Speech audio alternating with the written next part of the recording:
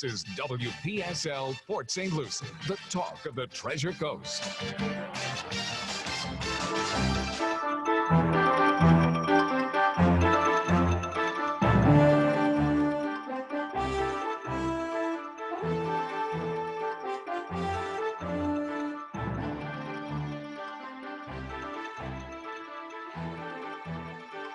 It's 11:08 at WPSL 1590, the talk of the Treasure Coast. You are on the Great Wize Oz, and that's Charles Moskowitz. Money Info. Good morning, Charles. I'm waiting for Bob Kraft to sell his team. Oh man, you know, you guys now are living the life of what 99% of the NFL fans live. Oh boy. Yeah, but I was thinking about it. I mean, what did the team cost them? 200, 250? Now it's worth several billion. Oh, yeah. And it's not fun. I mean, I can understand if it stays being fun, but I don't think you let that kind of money sit when you're suffering. Well, it's a new world, you lose the number one quarterback probably who's ever played the game. And, hey, it's life goes on, look at the Dodgers. I mean, with a high payroll for years and years and years, and they haven't won for 32 years. And I'm definitely on them because of Mookie Betts. Oh, another Boston sports mistake to let go. I was reading somebody compared that to the Ernie Broglio Lou Brock move. Yeah. I'm thinking, oh no, here we go. Oh my. I mean, all of a sudden, our terrific sports town is kind of dramatically downgraded. Yeah, you could be in Florida, Champion Town, USA, Tampa, Florida. Well, yeah, but look at the number of teams you have. Right. How many football teams you have? That's true. Yeah. I mean, if we had 3 teams, I could see us doing a little better, or at least giving an alternative to watch. Yeah, there you go. Yeah. Well, I can tell you that Major League Baseball has done very well with the bubble and the playoffs. Yeah. Unfortunately, it has not translated to television at all. Yep. Of course, you figure it's not like you've got one glamour team, but then, I love Tampa. Actually, our claim to fame here at WPSL is that our announcer, first St. Lucie Mets announcer, is the Tampa Bay Rays announcer. So that young guy is really having a great time, and they had their moment. But yeah, it was especially disheartening to see Jimmy Garofalo back in New England and see what a show he put on. Yeah, he did. Boy, he played one heck of a game. They really did. So what's now that we've had a Supreme Court confirmation and all of this other stuff, does it make any difference? By the way, I guess we have an election next week, huh? I'm sorry, Greg, I didn't hear you. I think we have an election next week, right? Is that correct? Yeah, hold on one second. I'll be right back. Okay. Charles Moskowitz, the Great Wize Oz. I'm sure he's trying to. That call is probably from the other fellow who was involved in the last meeting, who I do not see on our Zoom. By the way, folks, if you do have a business that occasionally has folks on the outside that might normally come into the store and stuff, this is not a bad way to go. I mean, Charles is up near Boston. His cohort is in Denver. And yeah, it's quite cool. It really is. And we're in Florida, so go figure. I'll give you a better one. My adorable granddaughter, who I have pictures of her. I relate to her as, 6 years old. She just graduated high school, and Okay.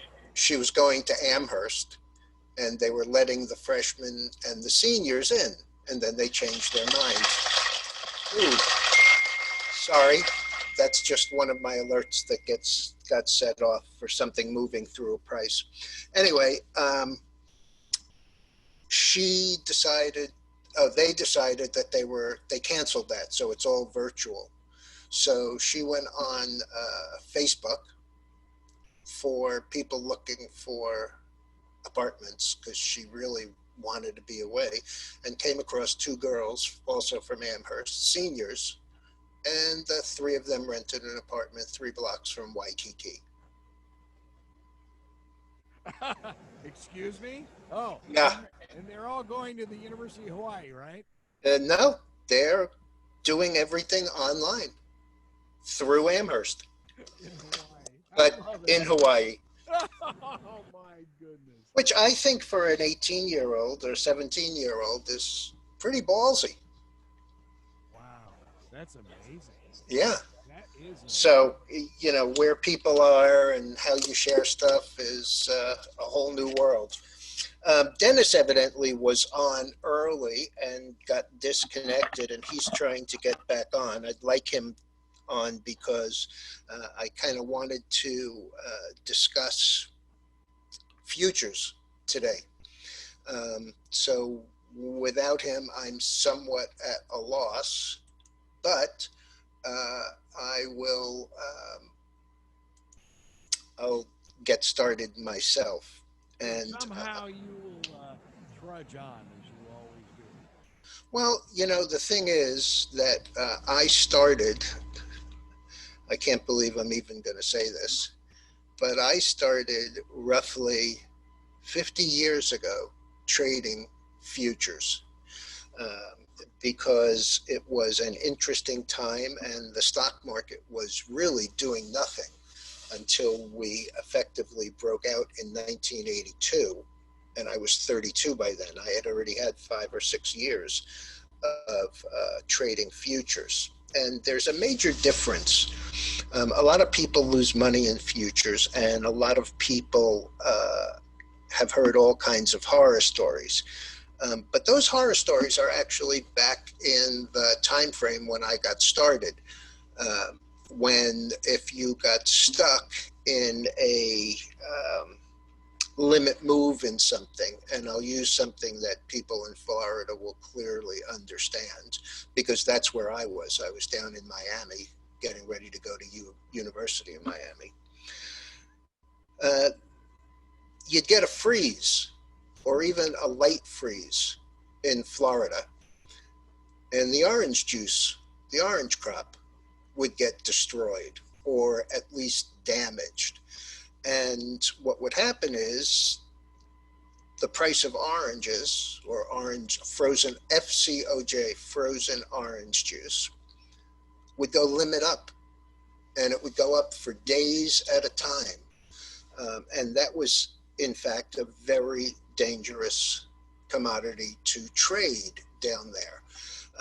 But the biggest institutional trade change is that futures now trade 23 hours a day, 5.5 days a week. The only time you're really out of futures is from 5:30 or 6 o'clock on Fridays until 5:30, 6 o'clock on Sundays. So as long as they're trading 23 hours a day, 5.5 days a week, you don't get those kind of moves. The only thing that has had that kind of move of late, and when I say of late, I'm just talking about, the last couple of years, was lumber. When COVID hit, the issue was the workers couldn't work. Even though they were outside, they were still too close. For example, like people in the chicken business, where they prepare the chicken and they're standing side by side at a conveyor belt. And so that's why we had an issue with some of the meats early on, and with pork bellies, which is bacon, early on. But even those didn't really move limit for days. The lumber did. The lumber went from $250 to $850 over a 2.5 month period. And that adds, just so that you know what the real effect of that is, that added roughly $16,000 in cost to a home. Now, if you're living in Ocala and you're buying a starter home for $139,000, $16,000 is a lot of money. However, if you're looking at Fisher Island, $16,000 is a rounding error. But the point is that that part of futures doesn't really exist anymore. You just don't get those kind of moves because of this 23 hours a day. Now, a lot of times when I trade stocks, and I'll be very specific, I was trading Newmont Mining, biggest mining company, member of the S&P 500. And what would happen is I would try and buy Newmont when gold was pulling back. But what would happen is the gold would pull back in the middle of the night, and first thing in the morning, by the time we got open at 9:30, it was back up. So I would miss my opportunity. On the other hand, if I were trading futures, I wouldn't have missed that at all. I would have had an order in at the price I was interested in. And Dennis, by the way, does a lot of this. He doesn't stay up all night and trade, but he can have orders in all night that fit his parameters. And by the way, he is probably the best natural futures trader that I've ever met. And the guy who used to be on the show here with us, Mike King, was kind of the same way. But, you know, Mike became uninterested in futures. And it was funny when I was in Miami and I was a broker at CBWL, which became Hayden Stone, which became Shearson Hayden. Mike was the #1 trader in Miami. And as good as I was actually #2. And I know that. oh yeah, that's how long I know Mike. I know Mike since 1971 or 1972. So we were together a very long time. But he doesn't have that interest anymore. But Dennis does. And Dennis primarily trades the metals and some of the other international commodities because those world markets are open as the sun moves. So between the fact that there are big markets everywhere and that we are open basically 23 hours a day, that onus of you're really going to get hurt trading commodities no longer exists. Well, you know, wasn't the old joke when Hillary Clinton supposedly invested in futures that she was the only person on the planet who made money or something? Yeah, and that was a sin. I mean, that was just unbelievable because what they did was they backed her into trades that already existed. So they'd match a buy, and it was primarily in the cattle and hog business. And I think she had 18 trades in a row that were all profits, and frankly, that just doesn't happen. Dennis's methodology is a little different. He trades the futures kind of like the way I trade stocks, which is I'm usually a bit of a contrarian. And what I mean by that is when I see something falling hard day after day after day, I look for the place that it would be supported. And if you look at the Great Wise Oz website, you'll see that it has in quotation marks, right or right out. So what happens is I will buy something as close to an area that I think it breaks to the downside. I'll go the other way, because if, for example, if I think that gold is going, looks really strong and it's been pulling back, and I think that 1895, for lack of a better number, 1895 is where it breaks to the downside, and I wouldn't consider it a long anymore. I go in at $2 above that. And so I'm getting in right at the point that I think if it goes through, I'm wrong. But what that does is it gives me a very, very close stop. So if, if Dennis thinks that the gold, which is around 1900 right now, 1905, if Dennis thinks that 1898 is where he thinks he'd be wrong being a buyer, then the closer he can get to that, the less risk he will have. If you're buying something at 1920 that you think is you'd be wrong at 1898, that's kind of a bit of a distance to sit with a position going against you. On the other hand, if you pay 1902 and you think 1898 is the break to the downside, then you are really getting in at a price that is very close. And if you're right, that's great. If you're wrong, you're right out. You've used the stop. So he'll make a trade at 1900 with a $2 stop, and if it turns up, which it frequently does with his kind of numbers and work, then it could be 1920. It could be 1930 again. The risk to reward is the issue. If I can take $2 worth of risk versus $20 of potential gain, then I'm 10 to 1 in favor of the gain. And I can make a lot of those little $2 losses, and I can make it up in one gain that I let run. So that's more the way that he trades in the futures, and it works for him. It's amazing how well it works for him, but it's the same thing as when I trade an option. If I buy an option right there. Now, the difference between options and stocks and commodities is really simple. When you're trading an option, you're dealing in two dimensions. You're dealing in price and in time.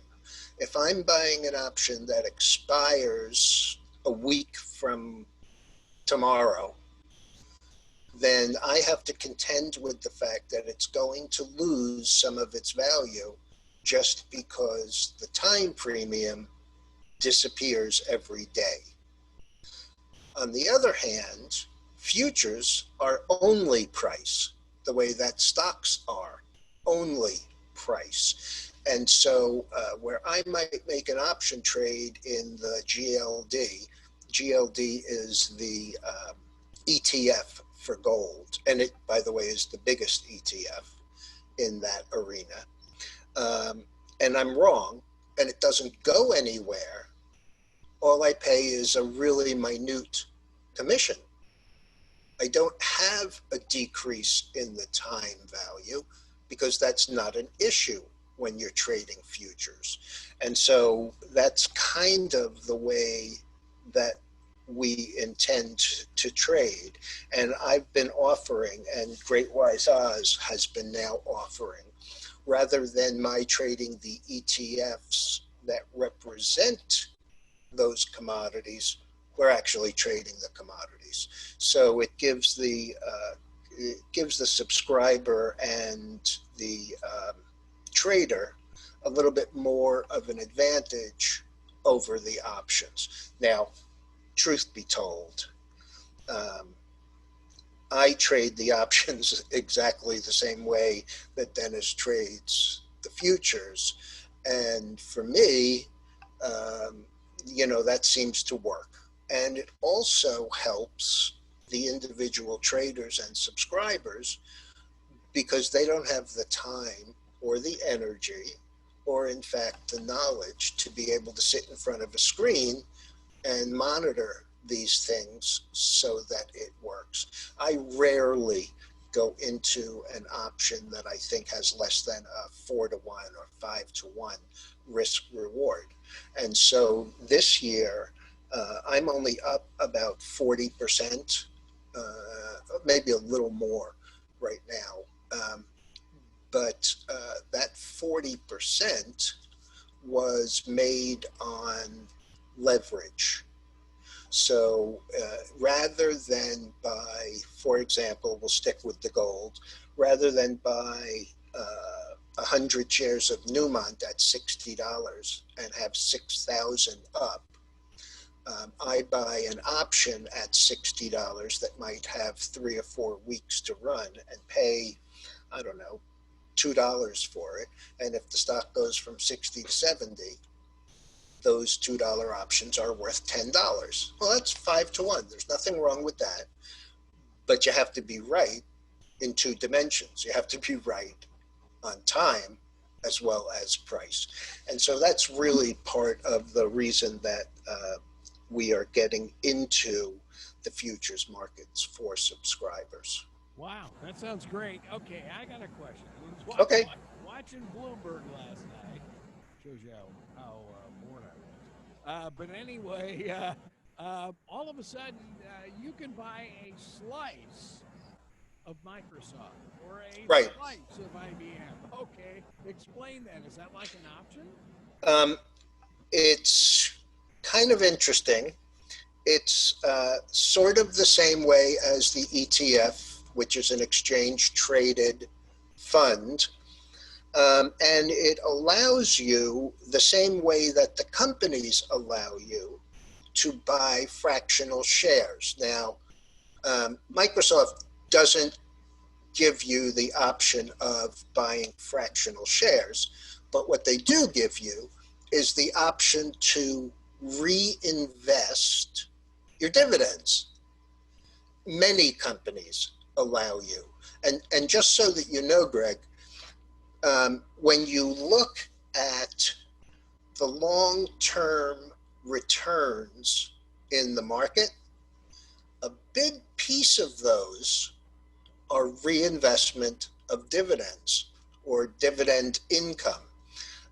It's kind of the way that I have on page 4 of my market letter,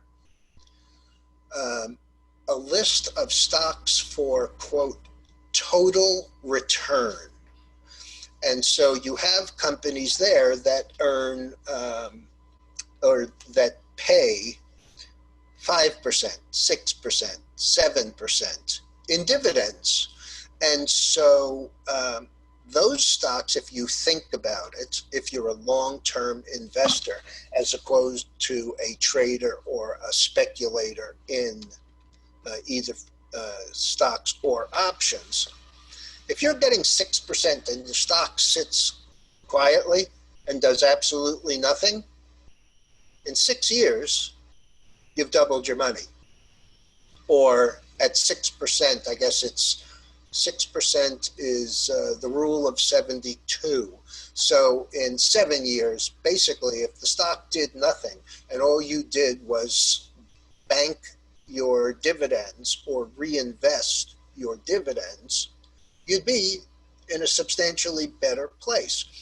What some of the brokerage firms and the fund firms, Chuck Schwab does it, Fidelity does a lot of it, where they actually offer and maintain accounts for people who buy fractional shares. So in other words, if you say, okay, I have $100 and I want to buy some Amazon, which is currently, I don't know, 3,400, 3,500. What they'll do is they'll give you a fractional share. Um, I think that the age of high-speed computing has allowed for that. You can imagine the amount of paperwork, if that weren't the case, the amount of paperwork about having 5,000 accounts, each who want to buy $50 or $100 worth of Apple or Amazon or Google. But with high-speed computing, that's an easy program to write. And so that's what they do. So I say, well, Elizabeth, my granddaughter, I want to put away some money for her. And I'm going to say I'm going to do $100 a month as an investment or a contribution on my part. And so I do that. And then I give them a list of stocks, and they will, in fact, do an entire portfolio, and they'll update it every month when that $100 hits, and they'll divide it amongst those stocks. So a slice is, the advertising, frankly, is a little over the top, where, when they say, you can own 5 slices of these 5 stocks instead of owning the stocks. Well, on a percentage basis, it goes up 10%. Everybody makes the same 10%. But you're only making it on a tenth of a share or a half of a share. And so the advertising is somewhat misleading. But the fact of the matter is that's exactly what it is. It's owning fractional shares, and they call it a slice in the advertising. And it makes a lot of sense. And frankly, it brings a lot of people into the market who will learn and be interested and increase their interest and their ability in understanding it all by virtue of participating on that somewhat limited scenario. I have this vision of your granddaughter sitting on the beach at Diamond Head Yeah. and trading stocks. Well, she won't do back, but she will sit on the beach. Oh my goodness. Well, I couldn't believe the location. She sent me the address because I wanted to send her something. And so I put it into Google Maps to take a look and see. And it's, literally 3 blocks from Waikiki. I mean, it's a great spot. And, it's a relatively inexpensive apartment because there are 3 of them. And, they all have the same interest in doing their schoolwork. The seniors because they want to graduate, and her is a freshman because she's a freshman. And, like anything else, when you start something new, you have kind of a higher degree of interest and energy to get started and to do it. My only question to her, and it was kind of a loaded question, was, okay, sweetheart, so here's a question. When you have a lecture that you have to participate in, and it's at 10 o'clock in the morning at school, who's going to set your alarm for 3:45 in order for you to get up and do that? And the answer was, of course, very simple. Oh, Grandpa Charles, they record everything. Just like this, just like we record this. And she can watch it at 4 o'clock in the afternoon, her time. And it doesn't matter that it's 6 hours difference and it's the middle of the night here. That's the way it's done. And that's pretty damn exciting for them to make the best of what is clearly a bad situation. I Okay. want to know how in the world is she going to get back to Amherst after I'm not sure she wants to. You know, it's the, how do you keep them down on the farm after they've seen the big city? This is just that in reverse. How are you going to keep her off the beach and put her back into the snow next year, you know, if this is all cleared up? Okay, I want to make a couple of common statements about that issue, the COVID issue. People are just incredibly stupid. I mean, there's no other way to put it. If you don't wear a mask, it doesn't work. And now we're seeing what some people are saying is the second surge or the third surge. And it's dramatically serious. I mean, really dramatically serious. The issues here economically are dramatic. And I'll give you what I think is the best example. So they say flying is safe. You know, you get the air in the plane every 4 to 8 minutes is completely recirculated and processed, we'll say. So a plane is not bad. A cruise ship is less not bad just because of the sheer numbers. But where do you go?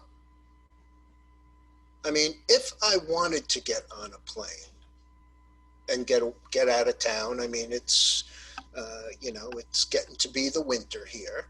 You know, I have put my shorts away with a great deal of difficulty and disappointment. Where do you go? If I get on a plane and it's safe and I go to Miami, where it's particularly not safe, what's the point?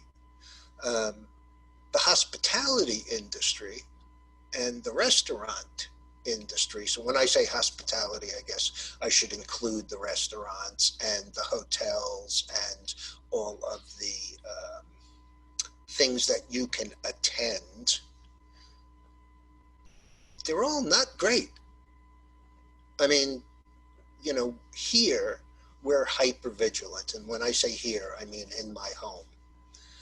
We went out to dinner with my oldest son, and it was outside, and it was clearly socially distanced, but you know, it was a little chilly on Sunday afternoon. I mean, it was barely 50, and you know, it And was you guys were outside, right? Yes, and you know, you're essentially sitting in what was one of the 2 lanes of traffic, which is somewhat disconcerting.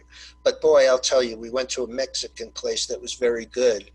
But by the time they brought out our entrees in dishes that they said, be careful, these are hot, the first thing I did was put my hands on the outside of that dish because it was cold. So the issue becomes not so much how you're going to get there, but basically, what are you going to do when you do get there? Now, in your state, they've managed to open Disney World. And I see ads for Universal every day. Oh, yeah. But, and frankly, if that was what I wanted to do, this actually probably would be a pretty good time to do it because there are no lines, because they're only letting in 20 or 25% of capacity.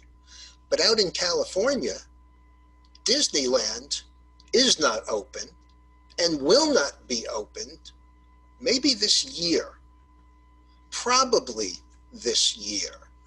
And who wants to go to, you know, a Hyatt or a Marriott where you don't know how often the room has been cleaned, and more specifically kind of disinfected, where you don't know how long something stays on a surface or attached to the drapes, in the room, where, they really don't take those drapes down and wash them.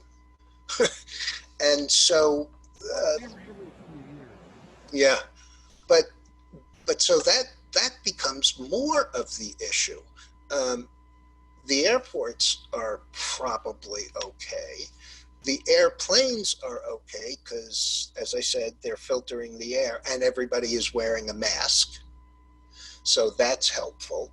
And on some of the airlines, they're leaving that center seat empty, which is, what, 20 inches across. So that's not really socially distancing. It's like, it reminds me of when you used to be able to smoke on a plane. And the quote smoking section was the last 3 rows in first class and the last 8 rows in the back of the plane. Right. Like that mattered if you were in the first 10 rows of coach, that, the smoke would waft back from those 3 rows in first class. So, I'm a little bit more negative. The idea of the vaccine or therapeutics is being hyped so mercilessly. And that's all BS. The shortest in history for a problem to a vaccine was Dr. Salk for polio, and it was 4 years and 9 months from when he started working on it to when it got approved. And of course, you have all of these people who say, I don't care whether it's approved or not. I'm anti-vaccine. So, I think people have really unrealistic expectations for where we are. I mean, where we are in France and Spain is curfews again. Great Britain, the same, and they run just slightly ahead of us if you look at how it progressed the first time. So you have to assume that's how it's going to progress the second time or the third time. Yeah, we had the head of the St. Lucie County Tourism in our IRSC business show the other night, and she was talking a lot about the staycations, Yeah. with Floridians. But what she added was something that they have never looked at from a driving sense, Yeah. and that is folks coming down from North, South Carolina, and Georgia to this area of Florida and driving rather than flying. And that is a whole new market that she said that we're starting to see. And of course, our hotels here on the Treasure Coast, at least, they're open. Right. And it is very interesting. I've talked to a couple people from Tampa Bay who are over here now visiting. And so, it's opening, I guess, new vistas, if you will, to folks exploring their own state. But I get what you're saying.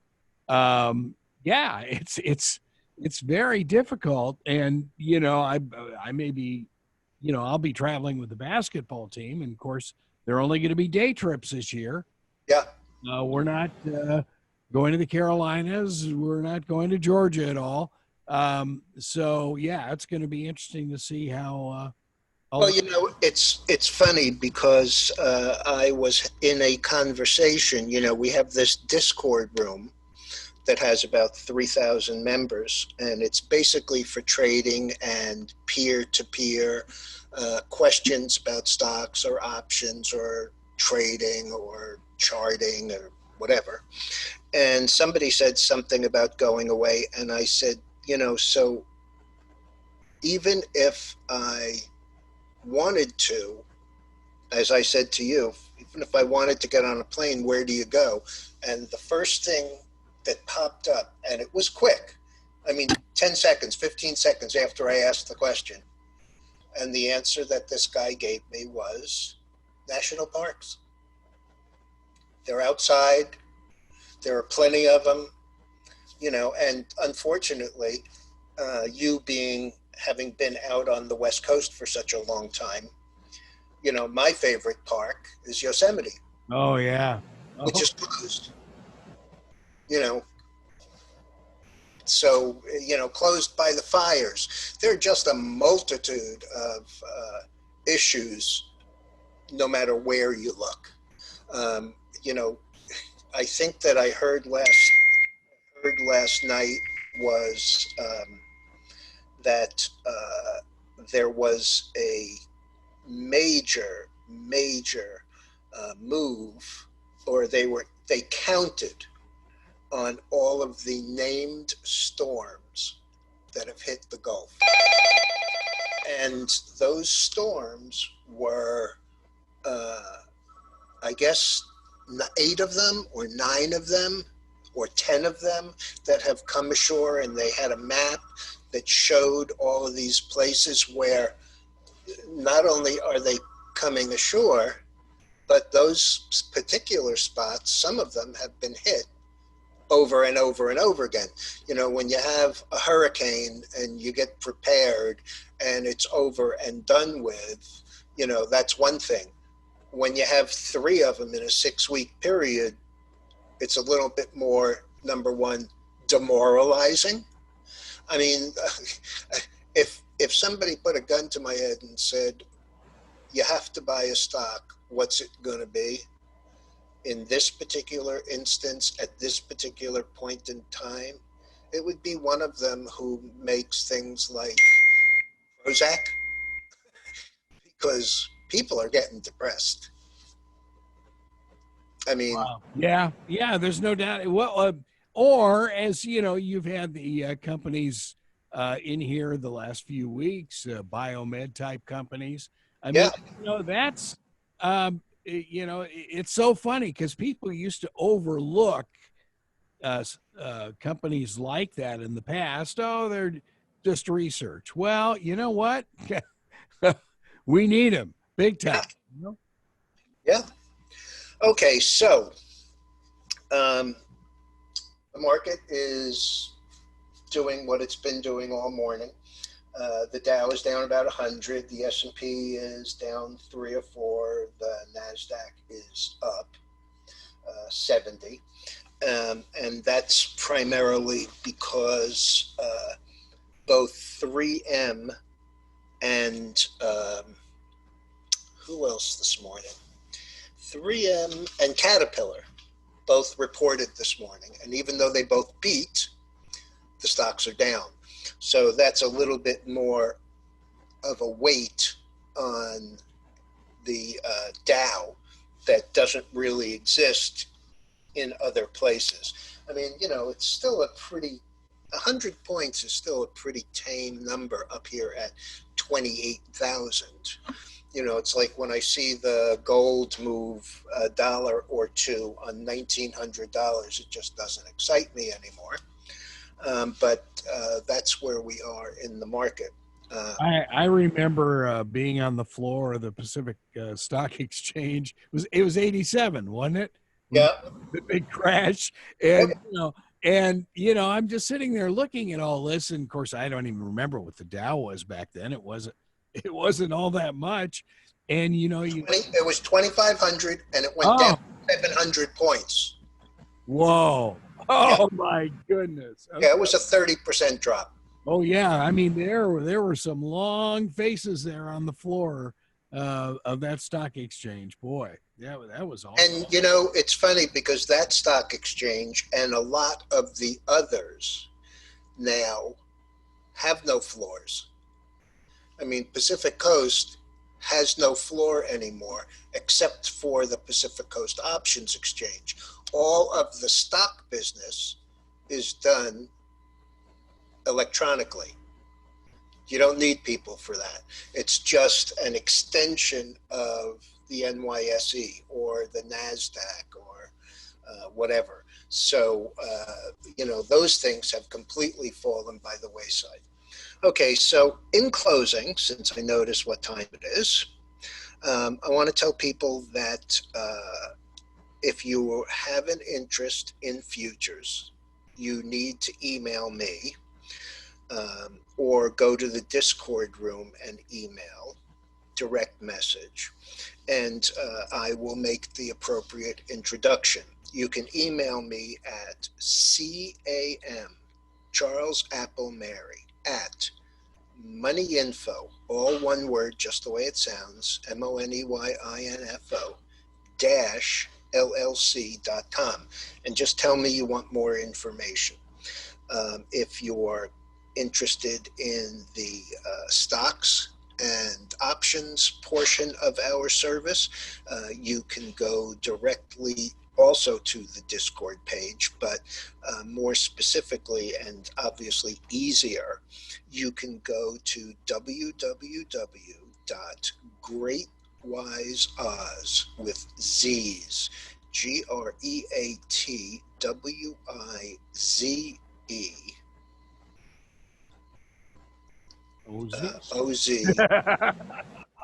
OZ.com. I'm not used to sending it, so greatwiseoz.com, and you can hit the trial.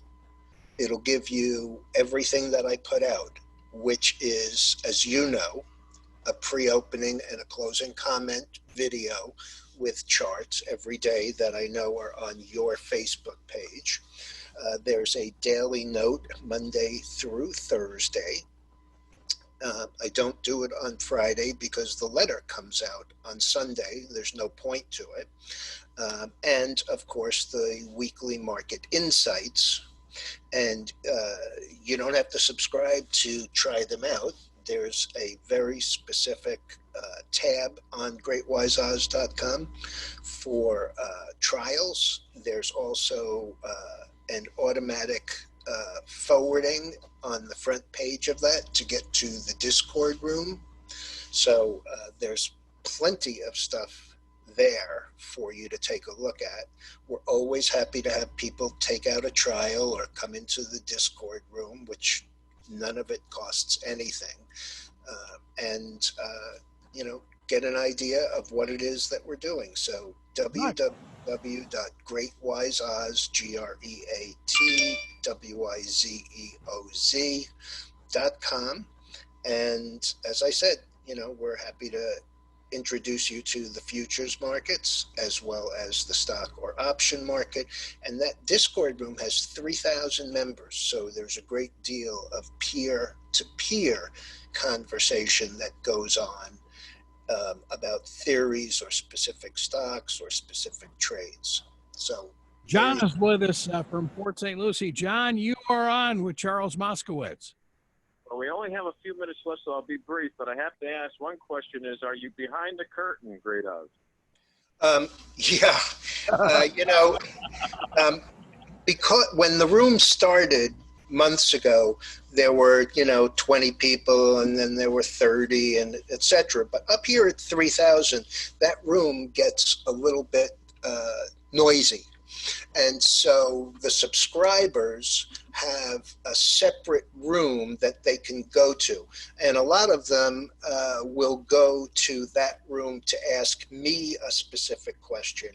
But the peer-to-peer side in the main room is, a great source of information.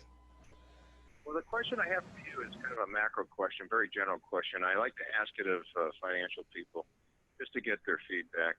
If we took China out of the picture tomorrow, if we just took that country totally out of the picture and eliminated it, what would that do for the stock market, in particular the NASDAQ? I would guess it would be a problem.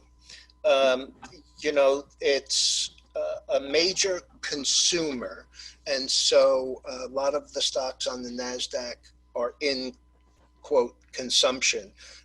The ability to buy something through Pinterest or Alibaba, etc. So it would be a big market for us to eliminate.